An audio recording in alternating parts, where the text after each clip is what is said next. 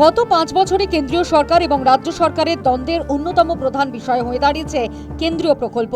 রাজনৈতিকভাবেও BJP এবং তৃণমূল কংগ্রেস কেন্দ্রীয় প্রকল্প রূপায়ণ নিয়ে সবথেকে বেশি বিতর্কে জড়িয়েছে। বিজেপি নেতৃত্ব অভিযোগ করেছে, সাধারণ মানুষের জন্য কেন্দ্রীয় সরকার একের পর এক প্রকল্পের ঘোষণা করলেও রাজ্য সরকার তা রূপায়ণ করেনি। প্রধানমন্ত্রী কৃষি যোজনা, আয়ুষ্মান প্রকল্প সহ নানা সুযোগ সুবিধা থেকে বঞ্চিত রাজ্যের মানুষ। অভিযোগ জানিয়েছে বিজেপির কেন্দ্র এবং রাজ্য নেতৃত্ব। এই পরিপ্রেক্ষিতে নরেন্দ্র মোদী রাজ্যে এসে ঘোষণা করলেন, বিজেপি সরকার ক্ষমতায় এসে প্রথমেই আয়ুষ্মান প্রকল্প লাগু করার সিদ্ধান্ত নেবে।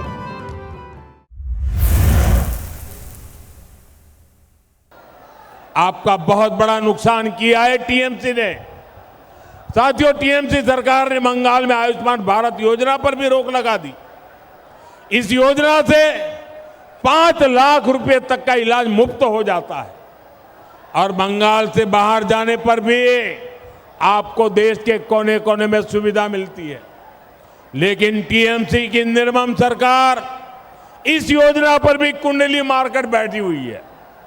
इसलिए मैं आज गारंटी देता हूं, 4 मई के बाद जब यहां बीजेपी का सीएम शपथ लेगा, बीजेपी का मुख्यमंत्री शपथ लेगा, तो पहली कैबिनेट बैठक में ही पश्चिम बंगाल में आयुष्मान भारत योजना लागू की जाएगी।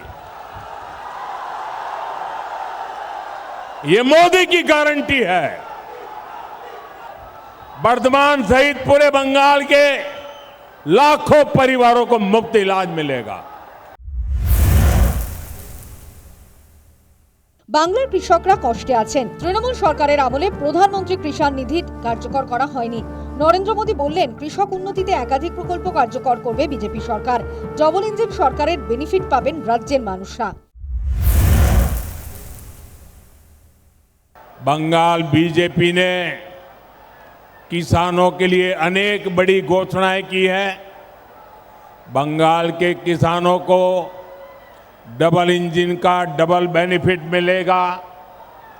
बंगाल के किसानों को पीएम किसान सम्मान निधि 9,000 रुपया मिलेगी।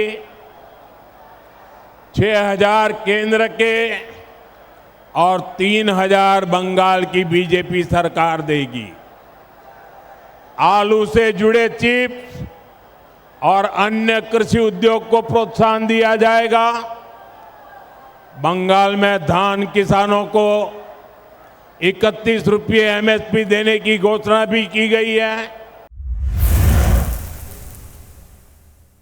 শনিবার রাজ্যের বিভিন্ন প্রান্তে নির্বাচনী সভা করেন মমতা বন্দ্যোপাধ্যায়। সেখানে মমতা বন্দ্যোপাধ্যায় ঘোষণা করেন, লক্ষ্মীর ভান্ডার সহ সমস্ত সামাজিক প্রকল্প চালু রাখতে তৃণমূল সরকারকেই ফিরিয়ে আনুন।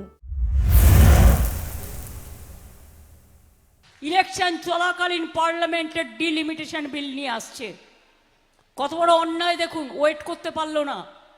কারণ টুকরো টুকরো করবে বাংলাকে, এই করার নাম করে এনআরসি করবে।